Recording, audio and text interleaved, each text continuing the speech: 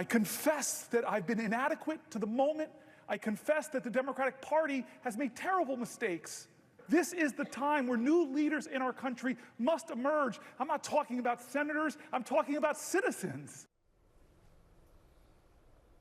Just hours after Democratic Senator Cory Booker's record-breaking 25-hour speech, Democrats are celebrating a critical win in the swing state of Wisconsin. Susan Crawford, the liberal Democratic-backed candidate, beating out conservative Brad Schimmel in the state's Supreme Court race. The win comes just 3 months after President Trump's victory in that swing state, and despite Elon Musk's pouring millions of dollars into the race. In Florida, a different story. Republicans holding on to 2 critical congressional seats, but those wins may come with a warning. The Democratic candidates there overperformed, slashing the Republicans' margins roughly in half, with every single county in those 2 districts shifting considerably to the left. All this could be seen as a big boost for Democrats who are seeking to find new momentum ahead of next year's midterm elections. Let's get some analysis now with pollster and communication strategist Frank Luntz. Frank, thank you so much for being with us. You just told me a moment ago that you watched several hours of Cory Booker's speech. You've described which it. Makes me weird. I get that. No, I just described you as a pollster and political analyst, so it's what you would do, watch Cory Booker for 3 hours. You were moved by his speech. You thought it was very effective. Why? Yeah, and I say this to Chuck Schumer. We did a survey asking Democrats who they think should lead their party. And Schumer doesn't have the leadership, isn't willing to speak out, doesn't have the message. I'm watching Cory Booker and I'm thinking, this is the first Democrat who's actually challenged Trump in a human way, a personal way, an individual way. It's not about bashing and slashing and stuff that some of the squad want to do. It's a narrow approach that says we can do better. And it humanizes these issues. And he said, we need leaders, not from Washington, but from the citizenry. And that was a powerful statement to me. I know that's what Democrats are waiting to hear. We just did a focus group on this. And I know that they're frustrated with the current leadership who aren't holding the president accountable. Now, I don't take sides. I'm a teacher, so it's my responsibility to call it what it is. The public still wants most of what Donald Trump is trying to do. They actually support, in a generic way, putting America on a level playing field in terms of economics. But they don't like the approach that's being taken because they think it's too extreme. They think that it ignores the individual, and they think that there's a better way to do it.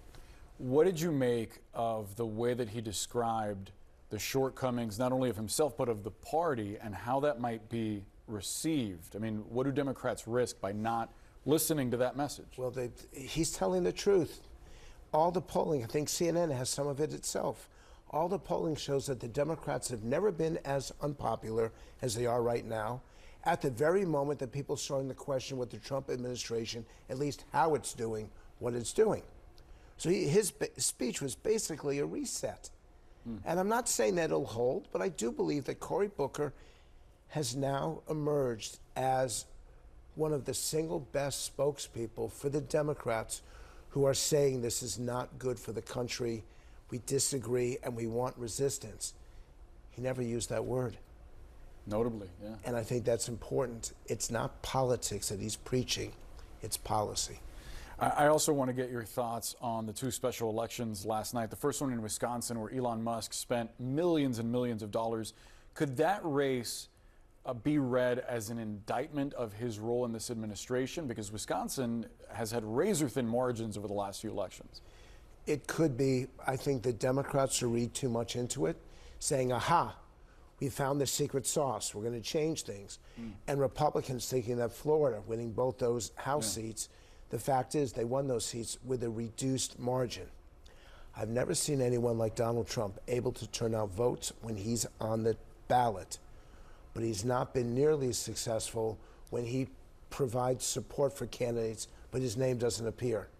And in the end, we're still an evenly divided country. We're still a polarized and angry country.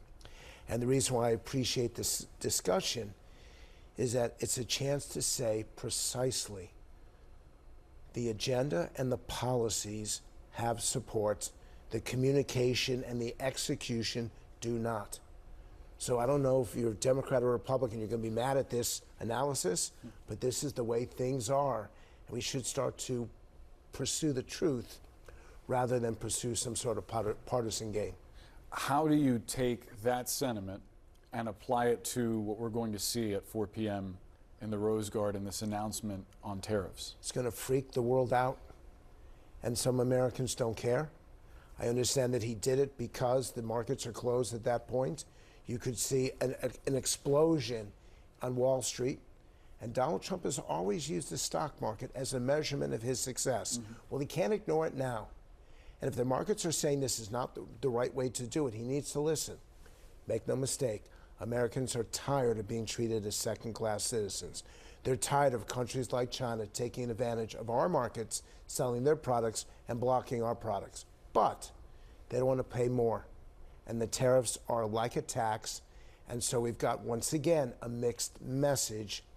I hope Americans respond slowly to this, because in the end, our businesses are at stake.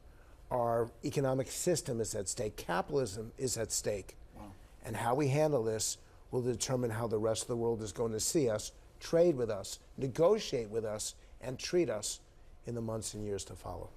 Powerful analysis, as always, Frank Luntz. Appreciate the perspective. Thanks for joining us. Thank you.